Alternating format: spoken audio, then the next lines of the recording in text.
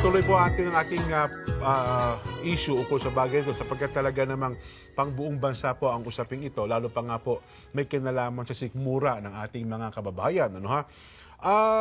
Ang naging aksyon matapos na dumating po ang Pangulong Noy galing po sa Japan ay mukhang ipatatawag niya mga pisalos ng Department of Agriculture at ng DTI, maging ang lower house atay mag-iimbestiga upang ipaliwanag ano ba talaga nangyayari sa mga produkto, bakit po nag-spike? Nabasa ko sa dyaryo dyan, next week daw ipapatawag di ba? Opo. Pero alam mo, kagaya na sinabi mo, sikmura ang pinag-uusapan dito Yung pagkalam ng sikmura dyan, hindi pwedeng ma-delay yan. Ay, opo. Di ba? Opo. Yung halimbawa, yung tayo yung gusto nating manood ng sine, hindi na? Next month na medyo kulang tayo ng budget. Merong mga bagay-bagay dyan na pwede nating ipagpaliban. Opo. Di ba? Halimbawa, gusto nating magmerienda sa ganung klaseng lugar na alam nating napakasarap ng merienda. Merienda lang naman yun pwede nating ipagpaliban yun. Opo. Pwede nating i-dispense. Pero yung pangunahing pagkain dyan, halimbawa, almusal, tanghalian, at saka hapunan, maging gaano man kaordinaryo ang kinakain ng ating mga kababayan, hindi dapat ipagpaliban ito dyan. Masyadong masakit, physical, masakit na to Opo. Emotional, lalong-lalo na makikita mo yung mga anak mo na medyo hindi na kinukulangan na yung mesa mo sa pagkain. Mahirap ito. Kinakailangan ito, bilisan mo ito, emergency ito. Hindi yung kinakailangan ipagpaliban pa ito. Tatawagin ko yung aking sekretary ng DTI at saka yung sekretary ng Agriculture. Tatawagan ko yung lahat ng may kinalaman. Hindi ko siguro pagpapaliwanag. Gumawa nga kayo ng paraan. Huwag nang palipaliwanag. Habang nagpapaliwanag kayo, gumawa na kayo ng paraan dito. O pwede bang hindi naman... Alam naman natin pare-pareho na yung mga smugglers. Nandiyan pa rin, pinagtatawanan tayo. Hindi ba? Huhulihin na lahat yan. Naalala ko yung nangyari doon sa... binabasa ko yung libro ni Senador Enrile. Nawala yung nawalan bigla yung yung asukal. Nung panahon po nila.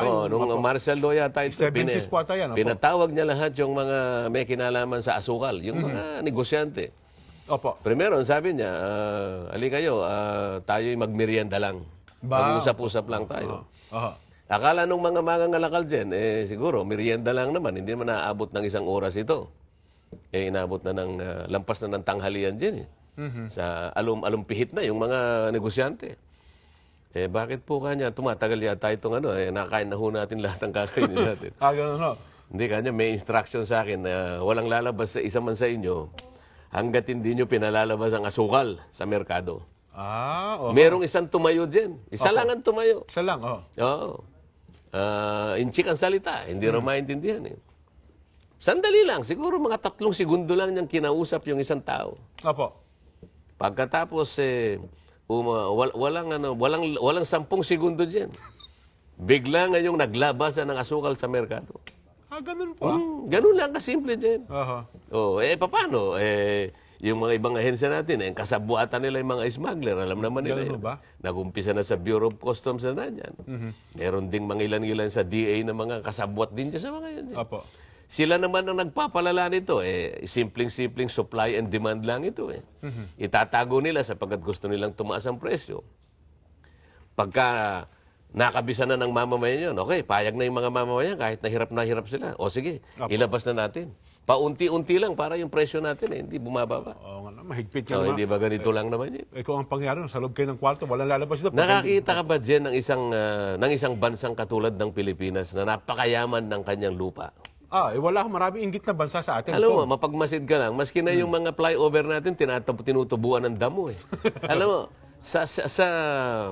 sa taba ng lupa sa ating bansa, kahit ibato mo lang yung yung mga butil, yung mga binhi, tumutubo yan din. Magtataka ka ba? Siguro kung tayo Bangladesh siguro din. Na puro batot, puro baha tayo. Baka meron tayong karapatang magsabi na paano ka naman makakapagtanim dito at paano naman tutubo sa yung pinakamatapang na damo rito, hindi tutubo rito.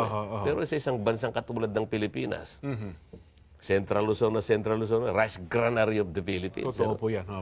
kayang-kayang pakainin ang buong bansa. Central Luzon lang. Nako. O, bakit naman kinakailangan magtaas ka ng 45 pesos per kilo? Ang kakayanin lang ng ng ating kababayan na 25 lang. Saan mo kukunin yung pambili doon? Nako. Hindi ba?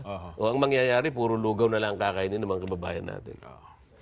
Anyway, Kong, ang suki ng ating palatuntunan ay nasa linya po ng ating komunikasyon.